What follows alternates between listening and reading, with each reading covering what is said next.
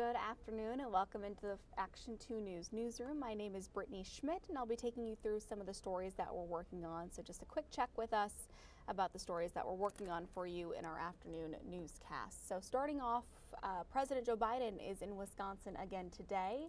I'll take you right to it. He spoke in Racine today, making a major economic announcement in Racine County. There you see him speaking. The president announced a $3.3 billion investment by Microsoft to build a new artificial intelligence data center in Racine that's expected to employ roughly 2,000 people. The facility will be built on the same land left vacant by Foxconn. This is part of President Biden's Investing in America agenda to grow the economy. Our Jason Zimmerman was at the event and will walk us through what was discussed in our afternoon newscasts. We also reached out to the GOP for reaction to this latest visit. We'll have that tonight on Action 2 News as well, that starting at 4 p.m. Another story we are following, this one out of Oshkosh. Some students at the university are upset, saying recent layoffs have led to fewer staff working with students with disabilities and conditions. The university announced layoffs last year, which included letting go of the department, that's half of the department, I should say, that supports students with disabilities. A closer look at the numbers show the university went from about 8 people who worked with those students down to 4.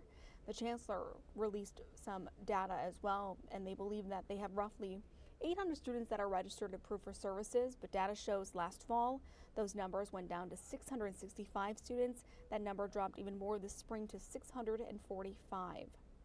The school telling our Emily Beyer that they understand each student has an individualized need and they're meeting those needs in real time, but some students that we talked to insist they're not. So hear from students and the chancellor tonight. Emily Beyer talked to both of them. She brings us both sides tonight and what the plan is moving forward. If you are planning a trip here soon, this is either good news or bad news. If you were quick to get your real ID and change out, you're good to go, but it looks like the deadline has been moved another year to get your real ID to be able to fly. The Department of Homeland Security said it's 2025 now, the real ID deadline for new licenses. And it's going to stay that way, they say. This is real this time. So originally, you know, we've been talking about this for years. Originally, the deadline was in 2020. That got pushed back. So now this is official. Everyone now has until May 7th of 2025 to make their state-issued driver's license or identification real ID compliant. Failing to do so by next year means not being able to board flights or access federal facilities.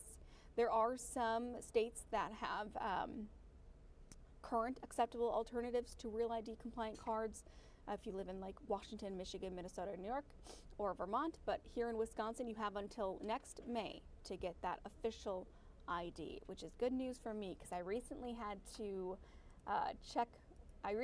renew my driver's license, and of course I forgot the documents that you needed in order to get the real ID, so I got the old one. They're like, oh, you're gonna have to come back and then you have to pay again to get the real ID, so at least I got another year yet until that goes into effect, so save a little bit money for me right now.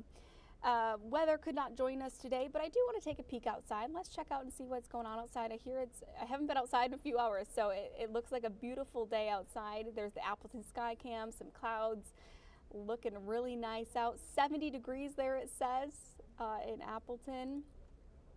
Let's pull up in Green Bay, kind of a similar scene. Let's head over to Oshkosh. Kind of the same scene across the board as we check out all of our sky cams. Here's in Shawano. Our last one here is Sturgeon Bay.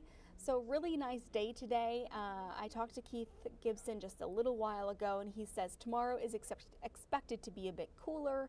So we'll check in with them tonight on Action 2 News at 4. You'll get your first weather hit from them. Some other stories that we are following this afternoon, I'll bring up so you can follow along with me. At 4 o'clock, we have an update on a story that we first brought you this morning on Action 2 News this morning about an ethanol tanker rollover update. That happened overnight. An ethanol tanker rolled over in Oshkosh and a section of Highway 91 closed down. Even some homes were forced to evacuate because ethanol is extremely flammable, so they had to basically empty out the tanker before they could make it upright. At this time, I believe that they are still on scene. They're expected to hopefully remove it around the 3 o'clock hour, maybe a little bit after that, but we have a crew that is monitoring the situation. They'll have reports tonight at 6 and 10, but we'll update you again at 4 o'clock about where we are with that situation. That's taken emergency responders' attention all day long in that part. At 4:30 today, Jeff Alexander still in for Chris Roth. He talks to the Department of Veteran Affairs about an event that supports homeless veterans. It's happening in Green Bay 1 week from today, so we'll preview that to put that on your radar for a week from today.